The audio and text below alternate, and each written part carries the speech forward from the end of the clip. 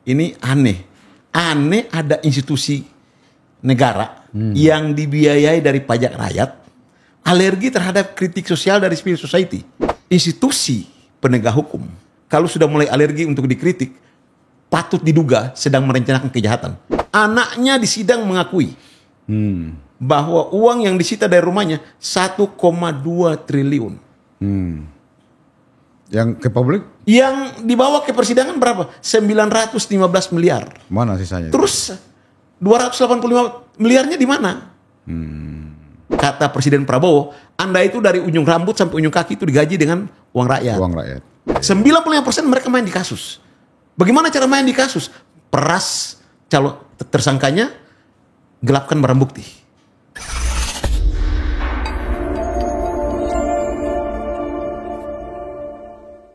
Sahabat Muda Indonesia, jumpa lagi dengan saya Ilham Rasul di podcast kesayangan kita, podcast Rumah Pemuda. Kali ini saya ditemani oleh senior kita yang smart, sangat energik beliau, Bang Kisman Latu Makulita.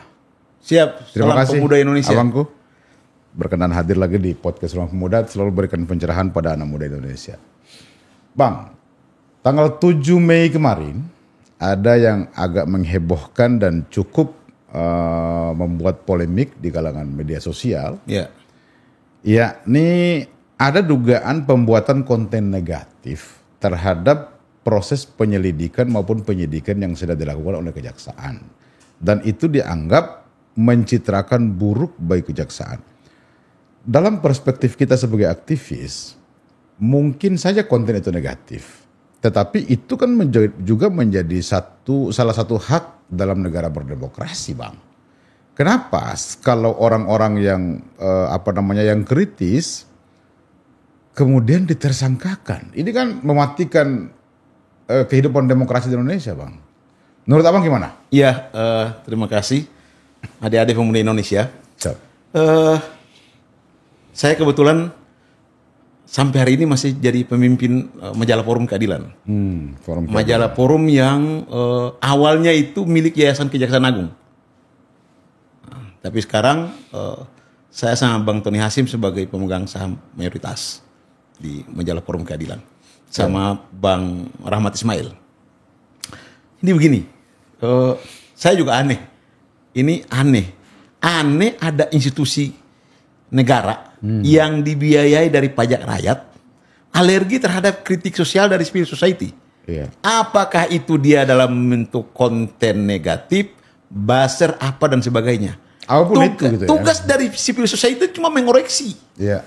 Urusan yang bagus-bagus itu urusannya yang dibiayai oleh uang rakyat dan pajak negara. Anda kalau tidak mau dikritik, Kejaksaan Agung, apakah dia Jaksa Agung, apakah dia Jampitsus, apakah dia Dirdik, apakah dia Kahumas. Kalau tidak mau lagi dikritik untuk hal-hal yang sifatnya negatif, ya berhenti aja dari jaksa gitu loh. Betul. Selesai kok. Karena selama Anda masih digaji oleh negara, Anda difasilitasi oleh negara, Anda diberikan rumah oleh negara, rumah dinas oleh negara, mobil dinas oleh negara, uang tukin oleh negara, tunjangan lain-lain sebagainya. Tugas Anda adalah bikin yang baik-baik. Iya. Tugas civil society, apakah dia wartawan, apakah dia bukan wartawan yang peduli dengan penegakan hukum, iya tugasnya mengkritik yang tidak baik, supaya kerja Anda itu menjadi baik. Menjadi baik, betul. Jadi kalau Anda tidak dikritik, institusi penegak hukum, kalau sudah mulai alergi untuk dikritik, patut diduga sedang merencanakan kejahatan. Itu titik poinnya. Patut diduga sedang merekayasa dan merencanakan kejahatan. Mari kita tarik ke belakang. Oke. Mari kita tarik ke belakang. Kasus Timah. Kasus Timah itu dengan begitu heroiknya kejaksaan menyampaikan ke publik kerugian negara 300 triliun. Anda tahu berapa tuntutan Kejaksaan Agung? 12 tahun. Uang pengganti 120 miliar. Akibatnya apa? Hakim vonis 6,5 tahun. Itu rame banget di media sosial itu, Bang. Apa yang terjadi kemudian? Presiden Prabowo meradang. Presiden Prabowo meradang di berbagai tempat.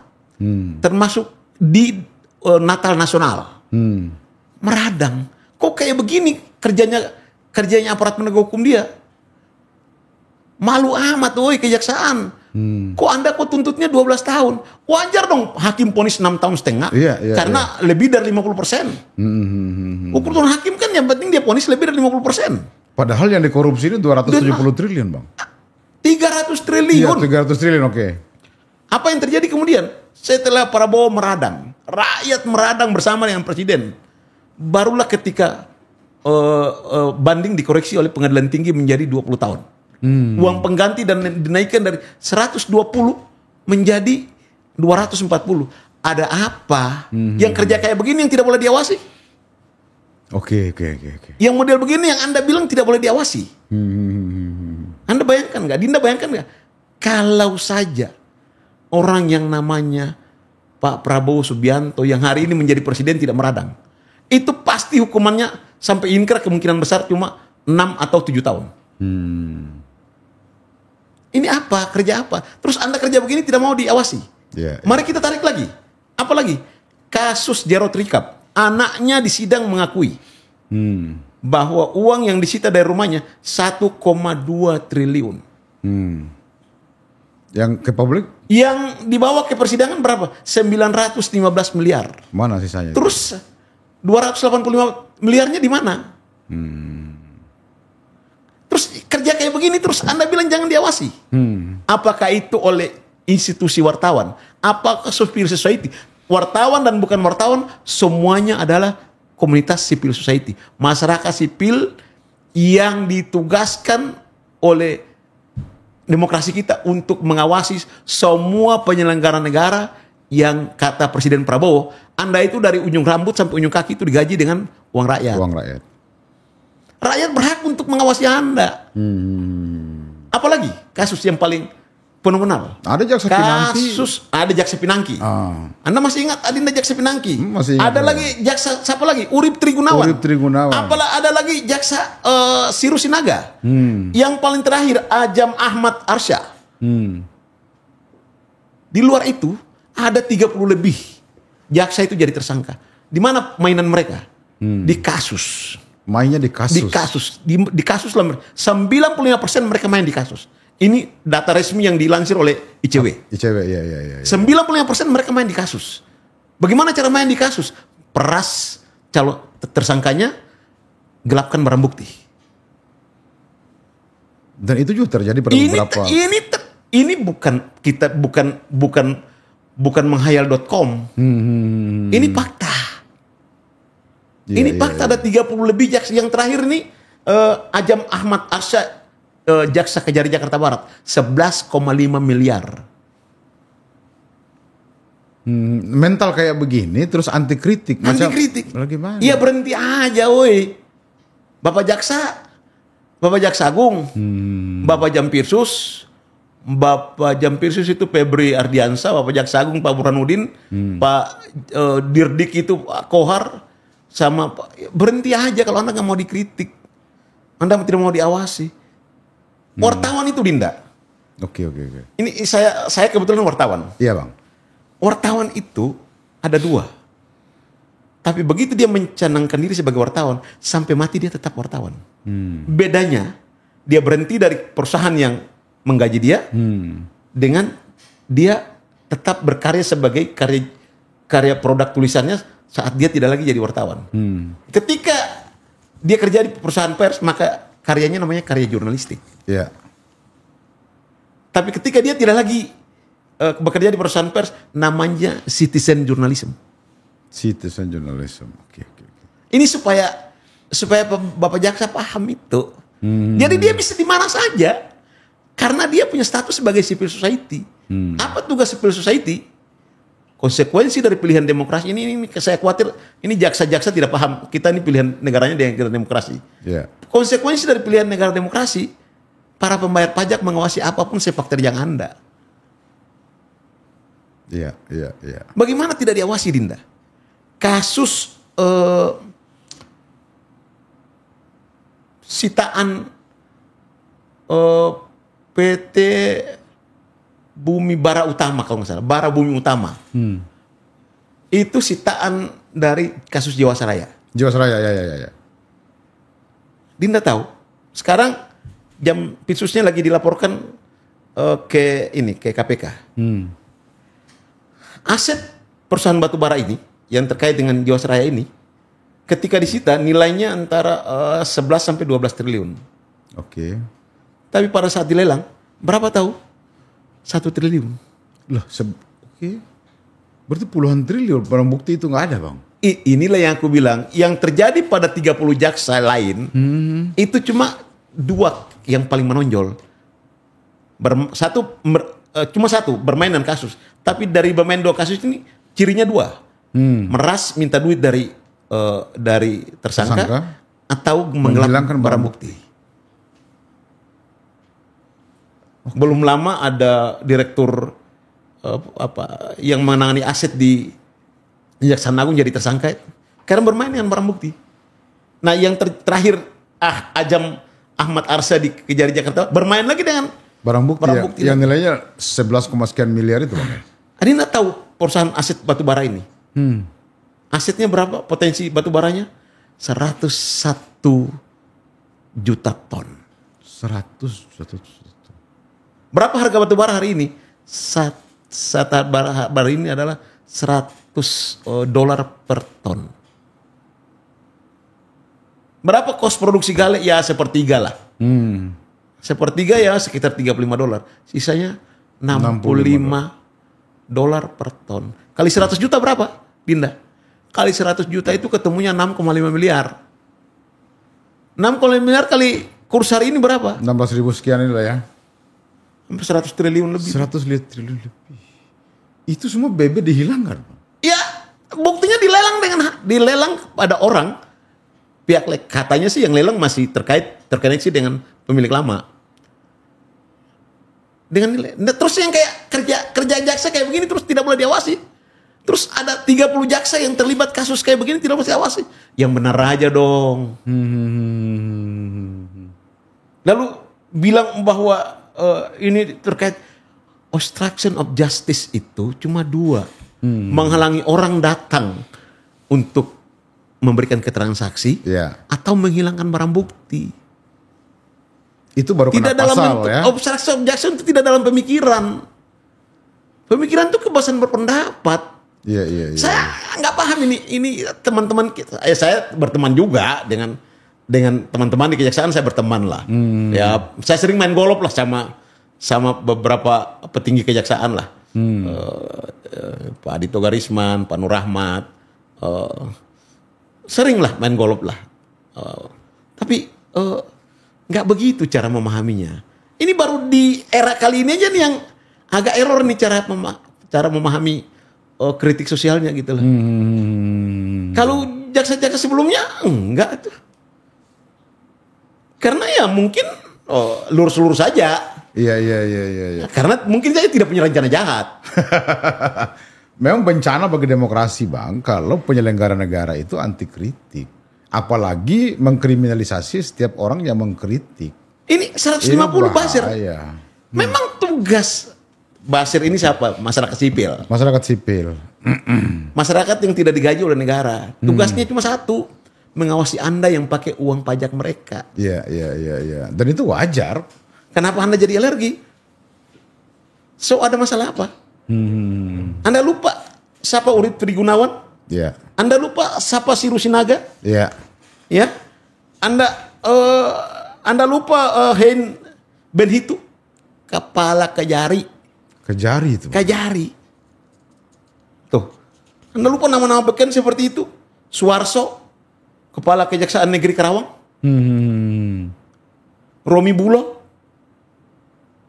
Hendrawan. Ini apa semua mereka mainnya? Ya mereka mainnya ya meras. Meras dengan menghilangkan barang bukti gitu ya. Dengan kasus timah begitu heboh. Anda tidak berani tuntut 20 tahun. Ya patut wajar aja publik menduga Anda sedang bermain gitu loh, Bos. Iya.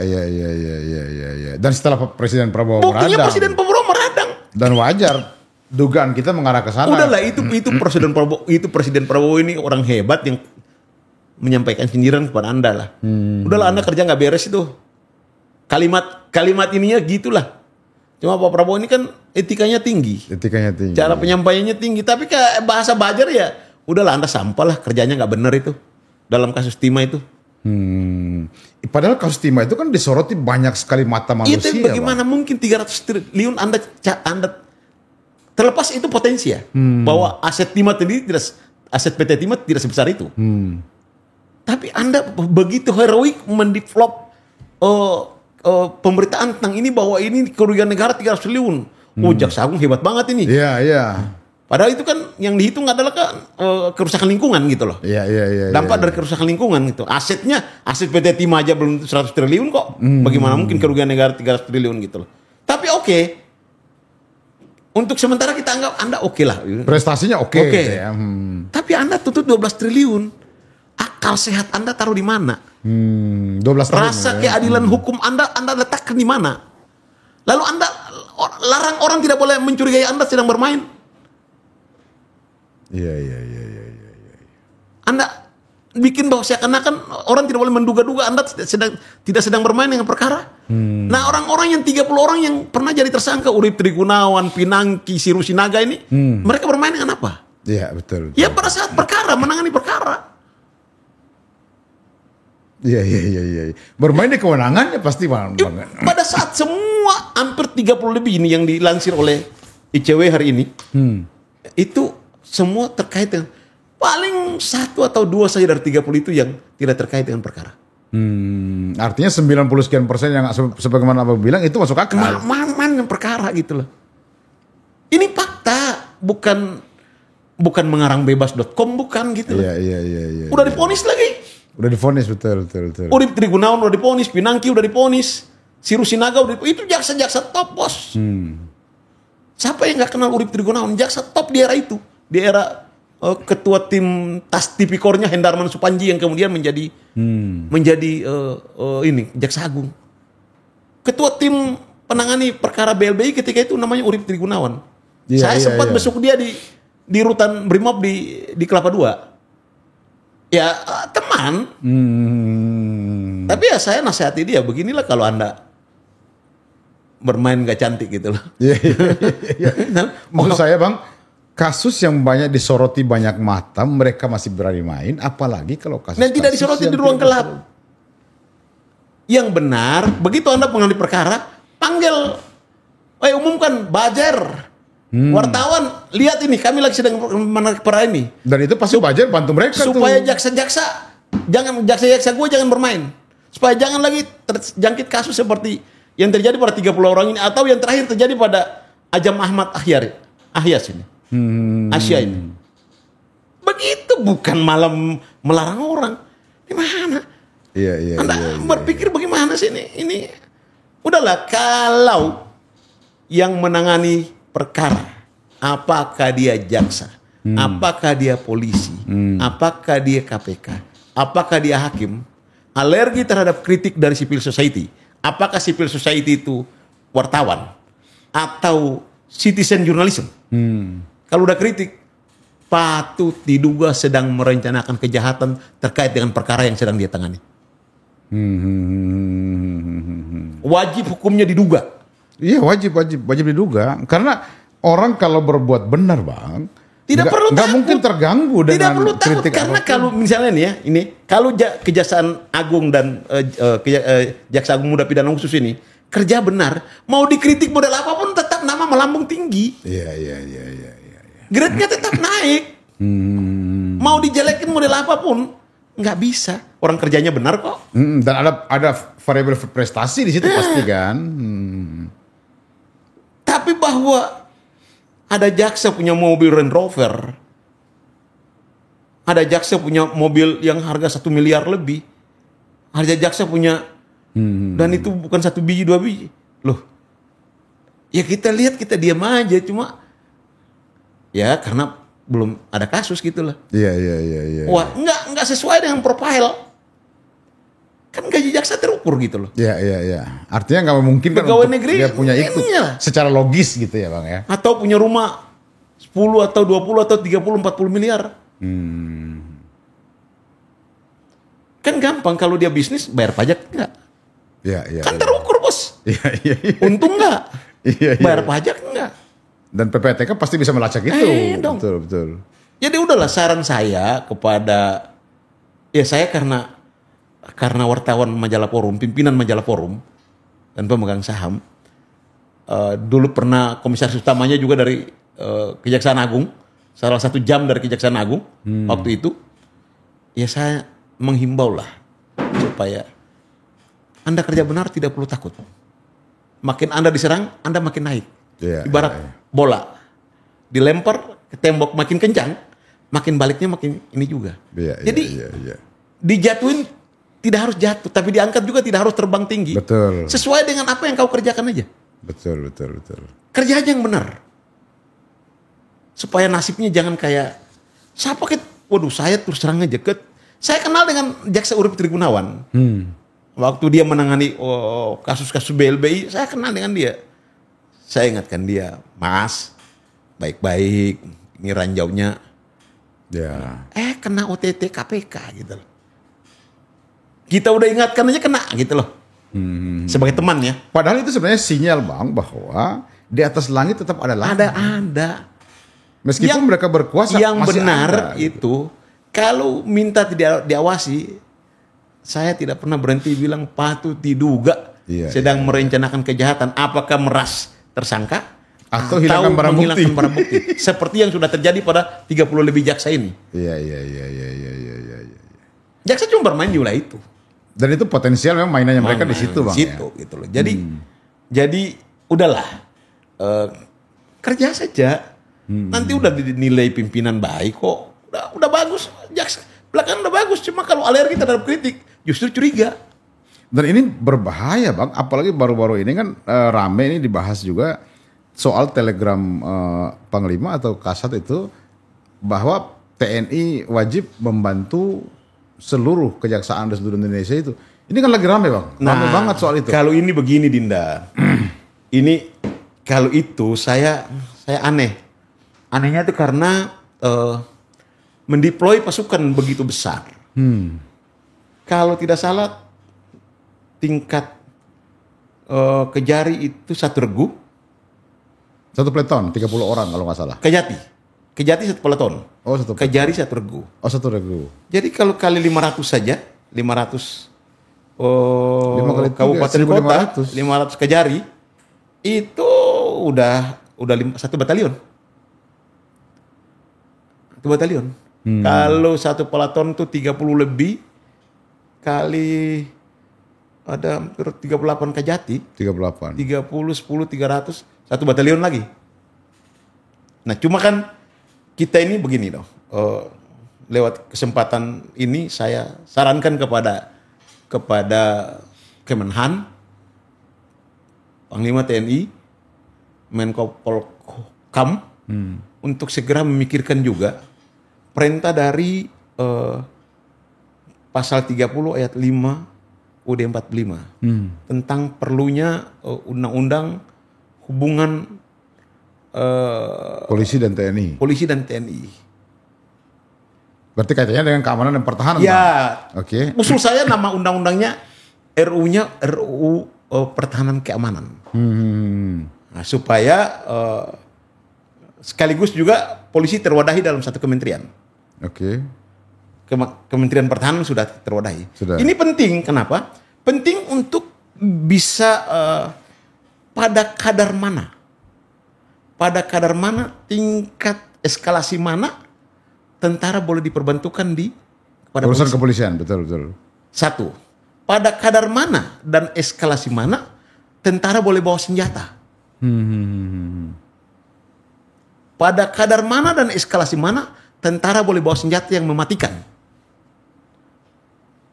Artinya harus rigid Bang ya? Harus rigid di undang-undang. Kalau tidak kan memang berpotensi untuk terjadi kriminalisasi segala macam. Udahlah, harus ada pada itu supaya tentaranya atau polisinya juga penggunaan semua peralatan itu dipertanggungjawabkan secara hukum. Jadi pada eskalasi mana tentara boleh keluar bantu polisi? Tingkat eskalasi mana? Oke. Pada eskalasi mana tentara polisi hanya boleh pakai peluru yang tidak membunuh, senjata yang tidak beralur. Karena di dunia ini sedikit sekali untuk negara-negara demokrasi itu polisi pakai senjata mematikan. Untuk apa? Kita tidak sedang berperang. Polisi kita sedang berperang. Tugas polisi itu melumpuhkan, bukan mematikan. Melumpuhkan, betul. Bukan mematikan, melumpuhkan. Jadi itu perlu diatur. Di undang-undang itu perlu diatur. Di era Pak Prabowo ini semua itu harus diatur.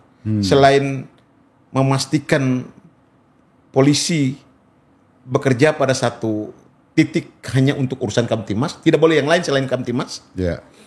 Juga mengatur tentang, jadi undang-undang pertahanan keamanan ini undang-undang yang mengatur tentang semua rigid di situ. Kapan Brimob boleh keluar bawa senjata beralur? Misalnya menghadapi teroris, boleh gitulah. Menghadapi demo, haram hukumnya Pak bawa senjata beralur. Kalau tuh bawa senjata tidak mematikan, peluru karet atau apa yang secara teknis tidak mematikan. Cuma melumpuhkan. Ini harus diatur di polisi. Memang tugas polisi bunuh warga negara, kan tidak? Tidak, betul. Tapi penjahat ya perlu, tapi dilumpuhkan. Iya. Jadi, nah ini juga para senior purnawirawan, baik itu purnawirawan yang tergabung dalam organisasi PPAD, PPAL, PPAU, PP Polri, PPABRI,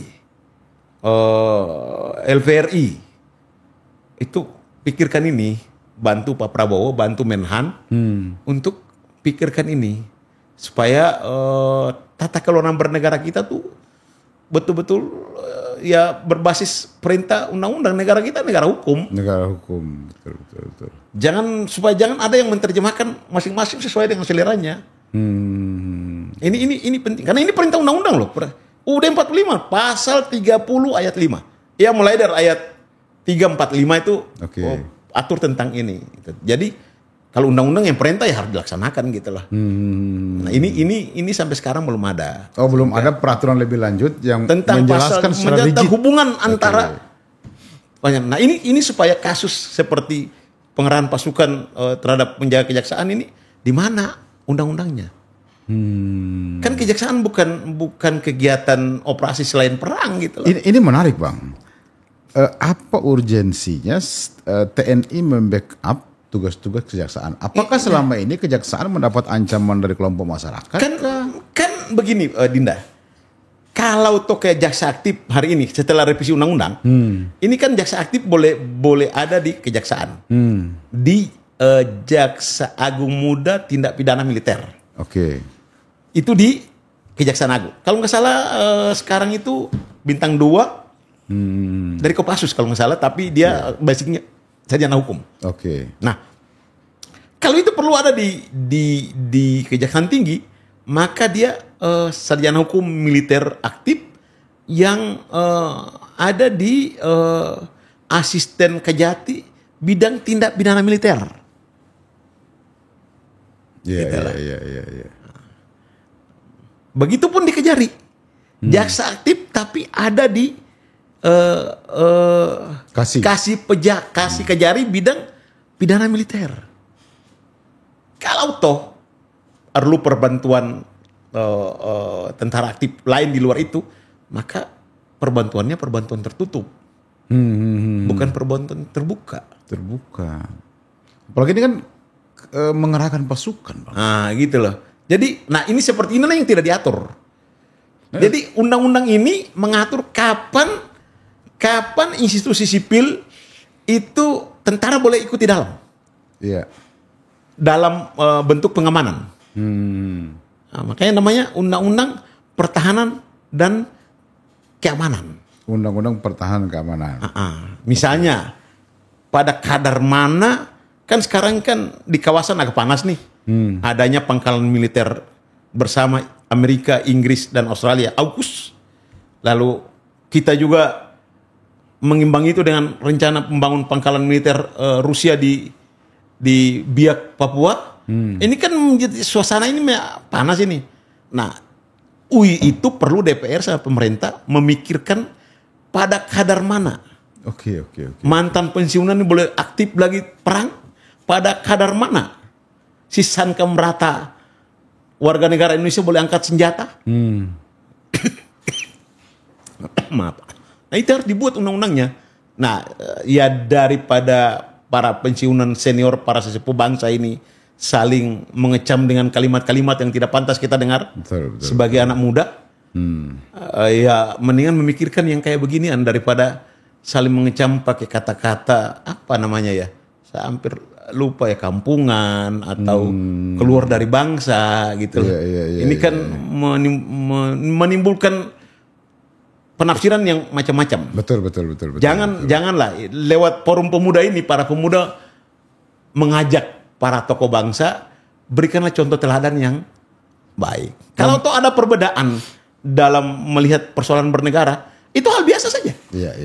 Begitulah pilihan kita untuk menganut politik, milih demokrasi sebagai pilihan politik negara kita. Iya. Reformasi 98 menetapkan itu, ya udah biasa aja. Saya pernah beda dengan ketua umum partai politik saya, Bang Surya Paloh di Nasdem. Saya beda, saya gugat dia. Selesai. Jadi anak bangsa boleh beda. Beda dalam dialektika atau beda dalam proses hukum. Tapi bawa ke pengadilan. Siapa kalah, yang kalah menghormati yang menang. Begitu cara kita berbeda gitu loh. Bukan saling mengecam dengan kalimat-kalimat yang tidak mendidik gitu lah. Kita ini bangsa ketimuran. Kalau di antara pemimpin para petinggi sesepuh bangsa yang punya latar belakang jenderal saja mengeluarkan kalimat-kalimat yang tidak pantas, bagaimana anak-anak dari belakang ini melihatnya? Bagaimanapun para sesepuh ini orang tua, pendidik dalam perilaku keseharian. Mestinya jadi guru bangsa. Jangan karena guru bangsa. Kita mengagumi semua kok. Tapi pakailah dengan dengan pendekatan yang wise, soft, yang tujuannya tercapai. Berbeda itu biasa gitu. Berbeda itu biasa. Misalnya ada yang mengusulkan pemakjulan Pak Gibran, biasa aja. Namanya juga usul diterima oleh DPR, syukur, diterima oleh MPR, syukur. Tidak juga ya, tetap kita saling menghargai biasa aja. Betul. Yang menolak juga biasa aja. Iya, begitupun misalnya yang mempersoalkan ijazah palsu atau non palsu, itu hal biarin aja hukumnya menyelesaikan. Jangan kita melihat ini, tapi persoalan mendasar bangsa ini jangan kita menimbulkan kegaduhan, jangan kita menimbulkan kata-kata yang menimbulkan kegaduhan.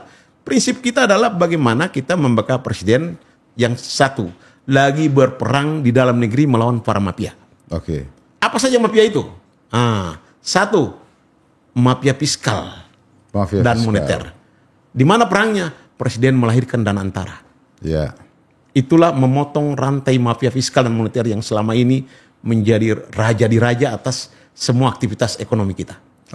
Dengan dana antara, presiden punya sumber keuangan sendiri untuk membangun industri dan ekonomi kita. Tanpa harus dibawa ke tiak. Tidak perlu dibawa ke tiak Menteri Keuangan. Jadi itu contoh seperti Malaysia. Malaysia itu kalau Perdana Menteri, pemerintah kekurangan uang, maka dia minta ke sana sama Petronas. Gitu. Yang kedua, itu yang pertama, dan antara. Yang kedua, mafia devisa bebas. Devisa bebas ini rejim yang sejak Orde Baru itu tidak bisa dikendalikan. Yang bagaimana itu, Bang? Bahaya devisa bebas ini, Dinda. Nah, sekarang kebijakan presiden kita yang hebat ini, pintar ini, yang mengerti betul bahwa ini mengancam keselamatan kita, dia buat kebijakan semua ekspor kita, terutama dari dua unsur, komoditi dan produk manufaktur yang dibiayai dengan uang dari bank dalam negeri, harus 1 tahun parkir dulu di dalam negeri. Tahu nggak, Dinda? Berapa total ekspor kita? 600 miliar lebih. Berapa total impor kita? 200 miliar lebih. Artinya bakal terjadi surplus. Devisa kita bakal ada di range 400 sampai 500 miliar. Betul. Hari ini sejak reformasi sampai hari ini, berapa posisi devisa kita? Ada di 110, 120, 130, 140. Ada di situ saja, tidak pernah lebih dari itu. Padahal potensinya bisa di angka 400 sampai 500. Itu karena bahaya, karena jahatnya rejim devisa bebas. Nah, presiden kita ini, ya ada yang merasa dirugikan lah. Pasti. Orang-orang yang selama ini nyaman dengan situasi itu pasti. Nyaman dengan situasi itu. Ini, ini kita backup kita ini. Nah, sayangnya Ini juga tidak dikomunikasikan dengan baik. Yang ketiga, efisiensi. Efisiensi ini Dinda tahu, setiap bulan Mei, Juni, Juli, begitu perencanaan anggaran di kementerian dan lembaga, itu sudah diizin 15% di depan. Jadi kalau 1 triliun, pemenang proyeknya sudah ada. Dan pemenang proyeknya harus store 15%. Berarti 150 miliar. Oke. Bulan Oktober diketuk oleh DPR bukan hari ini, DPR sebelumnya. Begitu diketuk oleh DPR, keluar lagi 15% lagi. Ada satu anggota Banggar periode lalu cerita saya sudah 18%. Tapi kita pakai 15% saja. Berarti 30. Dana ini disediakan oleh koordinator besarnya. Nanti koordinator besarnya ambil 10% lagi. Berarti 40%. 400 miliar keluar. Lalu yang dipakai membangun apa, Bang? Itu dia. Ini berjalan puluhan tahun. Hanya 2 manusia di Republik ini yang punya sense of care terhadap masalah ini. 1, Profesor Dr. Almarhum Sumitro Joyo Hadikusumo. Mudah-mudahan Allah terima di surga. Almarhum. Mendapat tempat yang indah. Indah di surga. Insyaallah. Om Cum. Itu teriaknya tahun 92. Saya kebetulan yang wawancara beliau. Oke. Bahwa kebocoran APBN ketika itu sudah mencapai 30%. Dan hari ini anaknya melanjutkan perjuangan Yang itu. peduli terhadap itu, hari ini anaknya namanya Prabowo Subianto. Masya Allah. 2 manusia di Republik ini yang peduli dengan kebocoran ini. Kalau dulu 30%, dengan rumus yang sama yang diajarkan Om Cum kepada saya, hari ini kebocorannya sudah mencapai 58%. Tapi di luar 40% tadi, 18% itu kata Om Cum normal. Karena itu untuk keuntungan vendor yang mengerjakan proyek. Iya, memang range untuk keuntungan gitu ya. Tapi yang di 15% DPR, 15% di kementerian lembaga ini tidak layak. Itulah yang dilakukan oleh Pak Prabowo hari ini. Sehingga nyahok ini kementerian dan lembaga. Oh, nggak ada sumber gitu. Nah, begitu. Nggak ada permainan gitu ya, Bang. 3. Yang keempat, Oke. mafia Pertamina. Oke. Dari era Orde Baru sampai dengan Pak Jokowi berakhir, tokoh sentral mafia Pertamina, mafia minyak yang namanya Ahmad Reza Khalid tidak pernah bisa disentuh. Hari ini anaknya 2, satu anak kandung, 1 anak angkat jadi tersangka. Iya.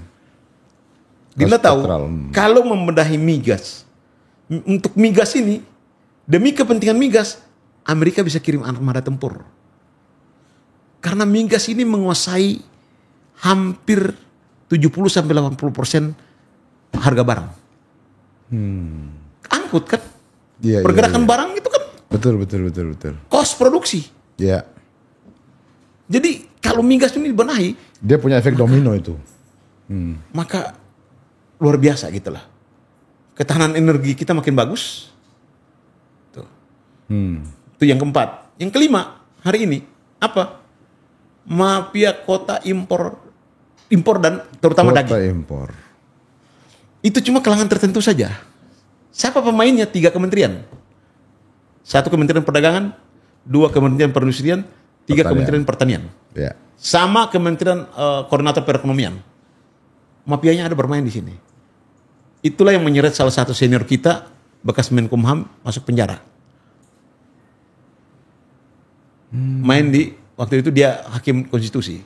Oke, kaos impor juga. Itu main di persoalan impor daging. Karena ini pemainnya cuma berapa aja mafia ini. Mereka ini yang menentukan harga daging. Dengan dibuka kayak begini, siapa saja boleh impor daging, maka harga daging bakal turun. Tidak ada lagi pemburu rente di sini. Iya. Tapi dibatasi untuk pangan, beras dan ini tidak. Karena kita udah ini dalam negeri udah hanya di era Pak Prabowo. Nah, ini mafia, satu lagi mafia pupuk. Pupuk.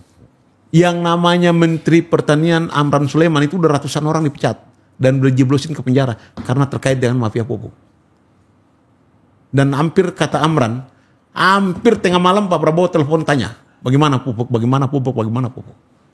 Ini lagi berperang kawan situasi ini. Dan hari ini alhamdulillah untuk pertama kali dalam sejarah setelah Pak Harto mendapat swasembada pangan yang diberikan oleh FAO, Badan Pangan PB, hari ini kita swasembada lagi. Baru terjadi lagi setelah Pak Harto dulu. Di era Prabowo inilah kita. Nah, ketahanan pangan sudah tercipta. Negara cuma dua. Satu ketahanan pangan, dua ketahanan energi. Kalau dua ini udah nggak ada urusan lagi dengan yang lain-lain lah. Iya. Berarti kan jaminan tidak ada lagi bangsa yang lapar. Masyarakat yang lapar udah nggak ada lagi gitu kan, Bang. Nah, para sesepuh, para tokoh bangsa, kebetulan ya hampir latar belakang mereka jenderal semua, ya inilah.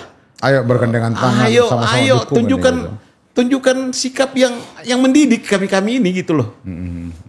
Karena bapak-bapak ini jadi teladan kami. Saya terutama kalau saya ini pengagum tentara.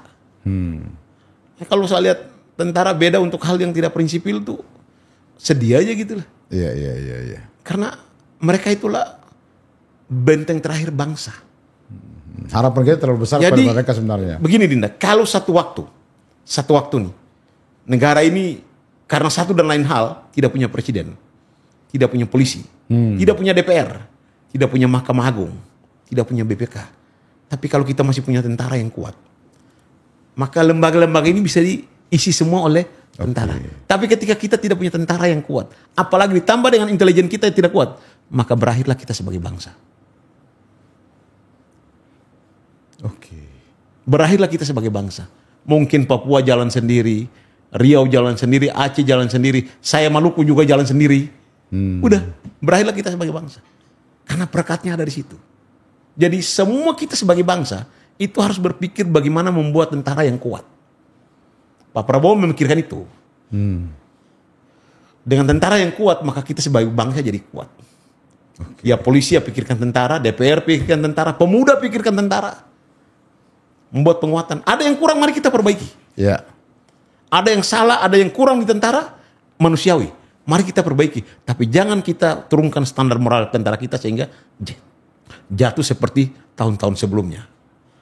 Sehingga kita tidak diperhitungkan di panggung internasional. Hari ini dengan presiden kita, Pak Prabowo Subianto, kita diperhitungkan lagi. Tentara kita diperhitungkan lagi. Bangsa kita diperhitungkan lagi di panggung internasional.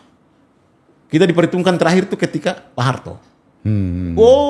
Dinda, kita kalau di luar negeri itu dari mana? Dari Indonesia. Waduh, kehormatannya gitu, luar biasa, gagah kita. ASEAN ini nggak ada apa-apanya lah, nggak ada tuh kata Indon lagi lah. Apa yang bilang Pak Soeharto itu pernah jadi kepala preman di ASEAN? Iya, memang nyatanya. Sebelum Cina itu belum ada. Betul, Cina itu belum ada.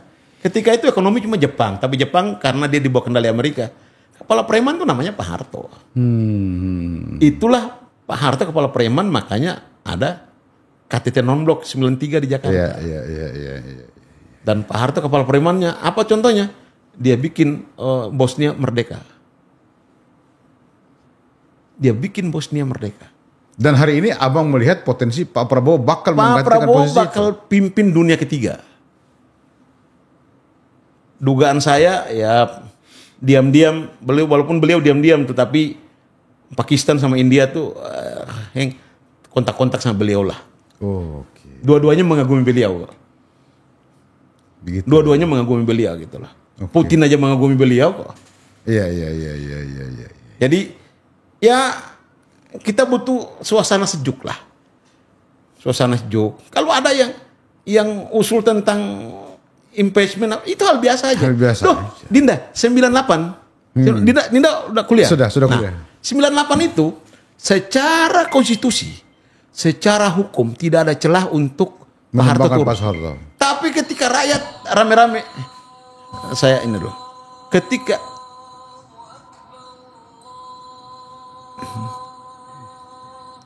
Ketika mahasiswa dan rakyat rame-rame minta Pak Harto turun, apa yang salah? Beliau legowo. Pak Harto dengar. Betul. Apa yang salah? Dengan pertumbuhan ekonomi 7% lebih, Indonesia masuk dalam kelompok macan Asia Baru bersama dengan Singapura, Korea Selatan, Hong Kong dan Taiwan. Waktu itu 7%. Setelah Pak Harto turun, kita belum pernah lagi. Pak Habibie pernah dari 18% ke 4%. Oke, Pak Habibie sukses. Gus Dur pernah dari -4 menjadi 3,5, 7,5. Tapi setelah itu sudah tidak ada lagi. Bu Mega ke sini kita pernah tidak mencapai lagi 6%, susah, ampun gitu. Nah, insya Allah ini dengan Pak Prabowo ini efisiensi dan mafia-mafia dan rente-rente ini diberantas sama beliau. Insya Allah kita akan ya paling di tahun kedua ketiga itu kita udah udah mulai settle lah gitu. Hari ini memang agak berat soal efisiensi segala macam itu karena baru dimulai gitu ya Bang. Nah itu yang perlu kita pikirkan baik-baik sehingga ya balik lagi jaksa kerja yang benar saja, tidak perlu semua, bukan jaksa saja, seluruh aparatur negara yang digaji dengan uang rakyat ya termasuk polisi, KPK, hakim, TNI. Itu tidak usah alergi gitulah. Hal yang biasa aja. Terakhir Bang, ini sudah tidak terasa hampir sejam kita. Asik sekali obrolan. Terakhir, apa statement Abang soal Telegram itu? Apakah ini bentuk bentuk atau cara pemerintah mengafirmasi keberadaan polisi dan KPK, lalu memperkuat kejaksaan dan di backup oleh TNI, atau ada fenomena apa Bang? Ya ini kan baru pertama kali terjadi. Ya. Aneh, kenapa dianggap aneh? Karena baru pertama kali terjadi pengerahan pasukan besar-besaran untuk institusi kejaksaan atau institusi sipil lah, seperti ini gitulah. Ini satu, tidak ada dasar hukumnya, tidak ada. Kalau cuma hanya karena kerjasama dengan MOU, tapi ingat pengerahan pasukan sebesar itu. Ini kan hampir kalau totalnya ini 2 batalion lebih lah. Pengerahan pasukan sebesar itu tidak ada dalam undang-undang tentang operasi operasi selain perang. Itu tidak ada gitu loh. Sehingga ini daripada menjadi debatable dan ya balik lagi menjadi alat untuk TNI dilihat celahnya untuk diperlemah, mendingan dievaluasi. Sehingga dicarikan celah bagaimana. Tapi kalau toh perlu pengerahan juga, jangan terbuka lah. Pengerahan tertutup aja gitu lah. Pengerahan tertutup, tidak usah pakai dinas. Ya tidak usah pakai dinas lah. Artinya cukup ini menjadi agenda negara. Tidak perlu dipublikasi. Perlu gitu loh. Bisa di ini aja, tapi BKO lah. Gitu lah. Tapi tidak usah ribut-ribut lah gitu lah. Karena itu juga karena kita belum ada aturan undang-undang yang mengatur itu. Maka bagaimanapun pergerakan seorang anggota TNI itu menjadi sorotan gitu loh. Nah, ini jangan sampai terjadi lah. Ini bagian lagi-lagi bagian daripada kecintaan kita untuk TNI tetap kuat, punya marwah, agar menjadi benteng terakhir yang menjadi pemersatu negara. Nah ini yang kita berharap ke depan seperti itu. Jadi jangan jadi pertimbangan ini kan, apalagi komunitas-komunitas civil society sudah mulai memberikan sorotan apa segala macam. Jangan, karena memang tidak ada landasan hukumnya gitu. Tidak ada landasan hukumnya. Nanti besok lagi Kementerian Pertanian lagi bikin yang sama, terus Kementerian Agama lagi bikin yang sama, kan jadi kacau gitu loh. Akhirnya memberi kesan bahwa seolah-olah TNI tidak punya kerjaan. Kalau jaksa boleh dia, terus hakim pengadilan kan boleh minta juga, karena demi keselamatan hakim. Nah ini yang tidak ada, makanya diperlukan undang-undang pertahanan dan keamanan negara itu karena ini menyangkut keamanan. Jadi terukur gitulah. Kan sama-sama penegak hukum, boleh dong. Hakim juga, pengadilan juga. Pengadilan aja ada berapa? Betul. Di setiap kabupaten kota ada pengadilan negeri, ada pengadilan agama. Ada tata negara. Ada TUN. Nah, baru pengadilan militer. Jadi nggak jangan ini begitu parsial kayak begitu gitu loh. Tapi kayak baik. Nah ini menjadi pembelajaran ke depan supaya kita siapkan undang-undangnya. Payung undang-undangnya terserah apa namanya, tapi ruhnya itu adalah undang-undang tentang pertahanan dan keamanan negara. Sehingga setiap pergerakan pasukan itu terukur gitu ya. Dan ada yang atur. Ada yang atur gitu loh. Ada role-nya, ada regulasinya yang mengatur itu. Nanti ini kan dibilangnya nanti suka-suka antara Panglima TNI dengan Jaksa Agung. Betul. Terus apa bedanya antara kejaksaan dengan pengadilan? Dua-duanya sama-sama lembaga penegak hukum. Keselamatan hakim juga perlu penting gitu lah. Betul. Ini kan jadi debatable. Kasihan TNI-nya. Siap. Gitu. Siap. Terima kasih banyak Bang Kisman. Siap. Dinda, luar biasa. Sahabat Muda Indonesia, itu tadi diskusi kita yang sangat hangat dengan Bang Kisman dan banyak pencerahan. Ada ide baru lagi. Setiap kita podcast beliau ini selalu ada hal-hal baru. adanya undang-undang yang mengatur hubungan yang rigid antara keamanan dan pertahanan atau kepolisian dengan TNI yang sifatnya detail supaya tidak menjadi bahan perdebatan. Assalamualaikum warahmatullahi wabarakatuh.